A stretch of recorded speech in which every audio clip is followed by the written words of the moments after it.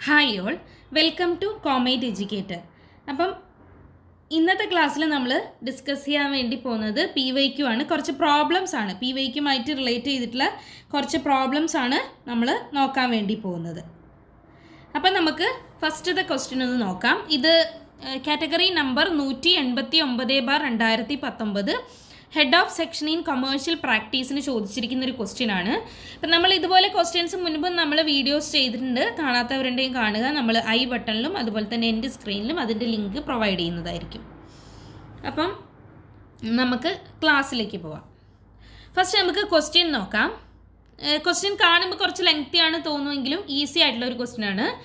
If total assets R ₹1,50,000, non-current liabilities are 40,000, sharehold funds are ₹1 lakh, fixed assets 80,000, non-current investment 50,000, then what is the value of current assets and current liabilities എന്നാണ് ചോദിച്ചിട്ടുള്ളത്.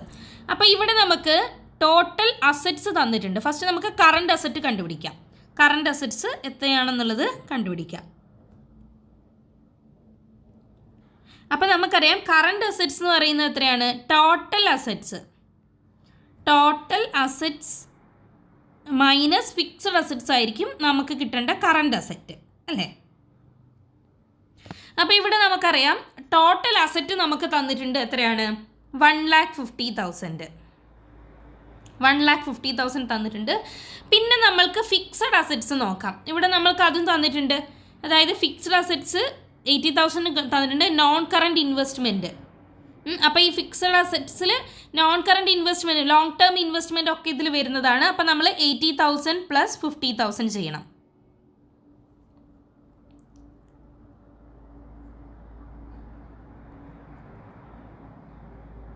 Okay, 80,000 + 50,000. അപ്പോൾ നമുക്കറിയാം 1,50,000 minus 1,30,000 that is equal to 20,000. Okay, അപ്പോൾ നമുക്ക് current assets കിട്ടി 20,000 ആണ്.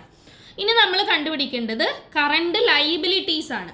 അപ്പോൾ നമുക്കറിയാം assets is equal to liabilities plus capital, അല്ലേ? Assets is equal to liabilities plus capital എന്ന് നമ്മൾ പഠിച്ചിട്ടുണ്ട്. അപ്പം നമ്മുടെ ലയബിലിറ്റീസ് കണ്ടുപിടിക്കാൻ വേണ്ടിയിട്ട് നമ്മൾ എന്ത് ചെയ്താൽ മതി? അസറ്റ്സ് മൈനസ് ക്യാപിറ്റൽ ചെയ്താൽ മതി. ഇവിടെ നമുക്ക് അസറ്റ്സ് തന്നിട്ടുണ്ട്. ടോട്ടൽ അസറ്റ്സ് എത്ര തന്നിട്ടുണ്ട്? 1,50,000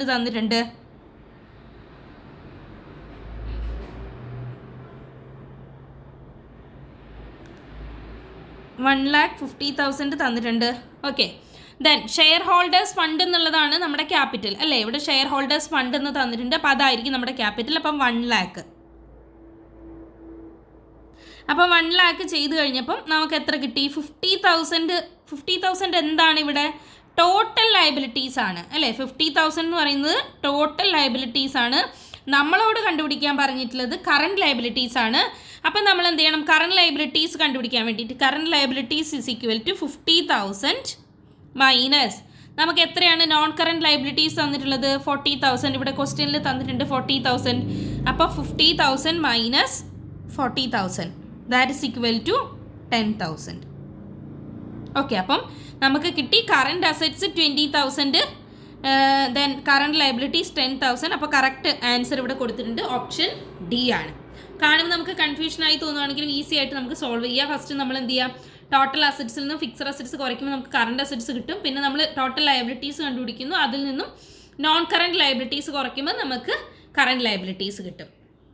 ഓക്കെ, അപ്പോൾ ഇതാണ് ഒരു ക്വസ്റ്റ്യൻ എന്ന് പറയുന്നത്. ദെൻ നമുക്കിനി അടുത്തൊരു ക്വസ്റ്റ്യൻ നോക്കാം. ഇത് ഗുഡ്വില്ലുമായി റിലേറ്റ് ചെയ്ത ക്വസ്റ്റ്യൻ ആണ്. So goodwill is calculated at 1.5 years of purchase of average profit of 5 years. അപ്പോൾ ഇവിടെ നമ്മൾ ഗുഡ്വില് ആവറേജ് പ്രോഫിറ്റ് മെത്തേഡിൽ, അതായത് ആവറേജ് പ്രോഫിറ്റ് മെത്തേഡിലാണ് നമ്മൾ ചെയ്തിട്ടുള്ളത്. 1.5 years ഓഫ് പർച്ചേസ് ആണ് കൊടുത്തിരിക്കുന്നത്. The firm earned profits during 3 years 20,000, 18,000, 9,000 and suffered losses 2,000, 5,000 in last 2 years. അപ്പോൾ ടോട്ടൽ 5 yearsൻ്റെ പ്രോഫിറ്റ് ആൻഡ് ലോസ് വെച്ചിട്ടാണ് നമ്മൾ ഗുഡ് വില്ല് കാൽക്കുലേറ്റ് ചെയ്യാൻ വേണ്ടി പോകുന്നത്. അപ്പോൾ നമുക്ക് എങ്ങനെയാണെന്ന് നോക്കാം. ഫസ്റ്റ് നമ്മൾ എന്ത് ചെയ്യുക? നമ്മൾ ടോട്ടൽ പ്രോഫിറ്റ് കണ്ടുപിടിക്കണം അല്ലേ? ടോട്ടൽ പ്രോഫിറ്റ് കണ്ടുപിടിക്കണം. Total profit is equal to എങ്ങനെയാണ്? 20,000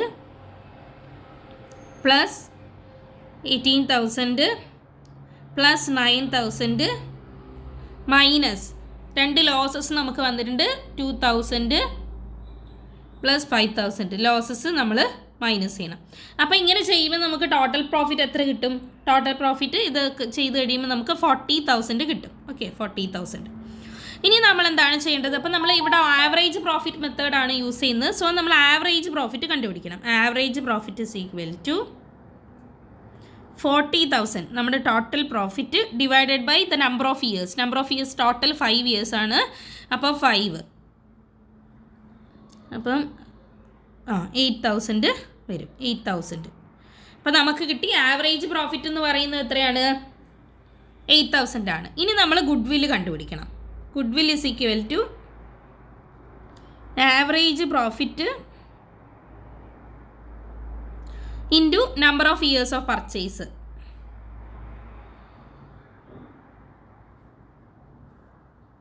number of years of purchase. അപ്പോൾ ഇവിടെ നമ്മൾക്ക് 8,000 ഇൻറ്റു നമ്പർ ഓഫ് ഇയേഴ്സ് എന്ന് പറയുന്നത് 1.5 എന്നാണ് തന്നിട്ടുള്ളത്. അപ്പോൾ അത് നമുക്ക് ഈസി ആയിട്ട് എങ്ങനെയാണ് 1.5 എന്ന് എഴുതുന്നതിന് പകരം 1.5 എന്നുള്ളത് നമുക്ക് 3/2 എന്ന് എഴുതാം അല്ലേ? 1 × 2 3/2 എന്ന് എഴുതാം. അപ്പോൾ അങ്ങനെയാകുമ്പോൾ നമുക്ക് ഈസി ആയിട്ട് കണ്ടുപിടിക്കാൻ വേണ്ടി പറ്റും. ഓക്കെ, അപ്പം ഇത് നമുക്ക് 4,000 ദെൻ ഇങ്ങനെ ചെയ്യുമ്പോൾ നമുക്ക് 12,000 കിട്ടും.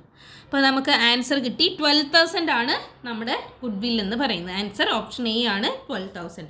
അപ്പോൾ ഇങ്ങനെ തന്നു കഴിയുമ്പോൾ ഫസ്റ്റ് നമ്മൾ ടോട്ടൽ പ്രോഫിറ്റ് കണ്ടുപിടിക്കുന്നു. അതായത് ഏതൊക്കെ വർഷമാണ് പ്രോഫിറ്റ് അത് ആഡ് ചെയ്തിട്ട് ലോസ് മൈനസ് ചെയ്യുന്നു. അപ്പോൾ നമുക്ക് ടോട്ടൽ പ്രോഫിറ്റ് കിട്ടും. പിന്നീട് നമ്മൾ ആവറേജ് പ്രോഫിറ്റ് കണ്ടുപിടിക്കുന്നു. എന്നിട്ട് ആവറേജ് പ്രോഫിറ്റിനെ number of years of purchase കൊണ്ട് നമ്മൾ മൾട്ടിപ്ലൈ ചെയ്ത് കഴിയുമ്പോൾ നമ്മൾക്ക് എന്ത് കിട്ടും? ഗുഡ് വില്ല് എത്രയാണെന്നുള്ളത് കിട്ടും. ഓക്കെ, അപ്പോൾ അതാണ് ഈ ഒരു ക്വസ്റ്റ്യൻ വരുന്നത്. ഓക്കെ, ഇനി നമ്മൾക്ക് അടുത്ത ഒരു ക്വസ്റ്റ്യൻ കൂടി ഒന്ന് ഡിസ്കസ് ചെയ്യാം. ഇതും സെയിം ക്വസ്റ്റ്യൻ പേപ്പറിൽ ചോദിച്ചിരിക്കുന്ന ക്വസ്റ്റ്യൻ ആണ്. അപ്പം നമുക്ക് ക്വസ്റ്റ്യൻ ആദ്യം ഒന്ന് നോക്കാം. Okay, first question break even sales in value. ഇവിടെ നമ്മൾ break even sales in value ആണ് കണ്ടുപിടിക്കാൻ പറഞ്ഞിരിക്കുന്നത്. If selling price per unit ആണ് തന്നിരിക്കുന്നത് 40 per unit, variable manufacturing cost 22 per unit, variable selling cost 3 per unit, fixed factory overhead ₹1,50,000, fixed selling cost 20,000. അപ്പോൾ ഇങ്ങനെയാണ് തന്നിരിക്കുന്നത്. അപ്പോൾ നമുക്കറിയാം ബി പി ഇൻ വാല്യൂ കാണാൻ വേണ്ടിയിട്ട് നമുക്ക് ഈസി ആയിട്ട് first B P in units കണ്ടുപിടിച്ചിട്ട് അതിന് സെല്ലിംഗ് പ്രൈസ് കൊണ്ട് മൾട്ടിപ്ലൈ ചെയ്ത് കഴിഞ്ഞാൽ നമുക്ക് ബി പി ഇൻ വാല്യൂ കിട്ടും. അപ്പം ബി പി ഇൻ യൂണിറ്റ്സ് നമ്മൾ കണ്ടുപിടിക്കാൻ വേണ്ടിയിട്ട് fixed cost divided by contribution per unit. Contribution per unit ആണ് ചെയ്യുക. കോൺട്രിബ്യൂഷൻ എങ്ങനെയാണ് കണ്ടുപിടിക്കുക? Contribution is equal to sales minus variable cost ആണ് അല്ലേ? സെയിൽസ് മൈനസ് വേരിയബിൾ കോസ്റ്റ് ആണ്.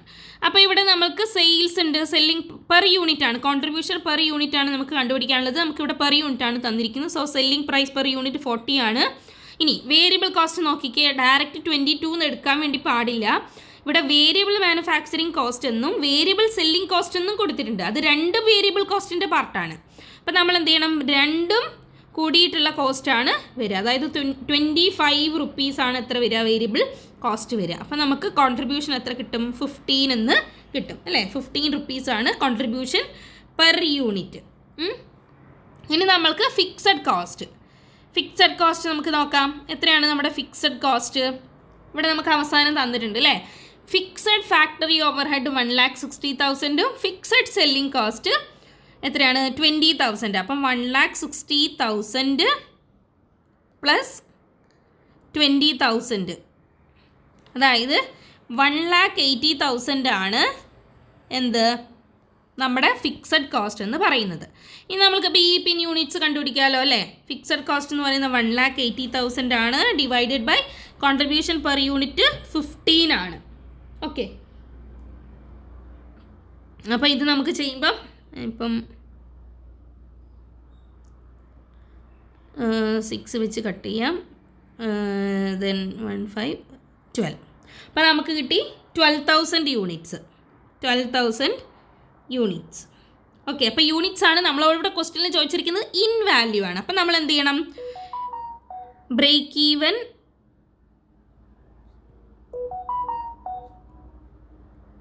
Break even sales in value is equal to 12,000. ഇത് 12,000 ആണ്. 12,000 into 40. 12,000 into 40. Okay, അപ്പോൾ നമുക്ക് 48,000 4,80,000 കിട്ടും. 48,000 അല്ല, 4,80,000 ആണ് കിട്ടുക. നമുക്ക് ആൻസർ കിട്ടിയ എത്രയാണ്? Option C 4,80,000. അപ്പോൾ ഇങ്ങനെയാണ് നമുക്ക് ഈസി ആയിട്ട് കണ്ടുപിടിക്കാൻ വേണ്ടി പറ്റുക. ഓക്കെ, അപ്പോൾ നിങ്ങൾക്ക് ഇത്രയും മനസ്സിലായി എന്ന് വിചാരിക്കുന്നു. ഓക്കെ, ഇതുപോലെയുള്ള വീഡിയോസുമായിട്ട് നമുക്ക് ഇനിയും കാണാം. താങ്ക്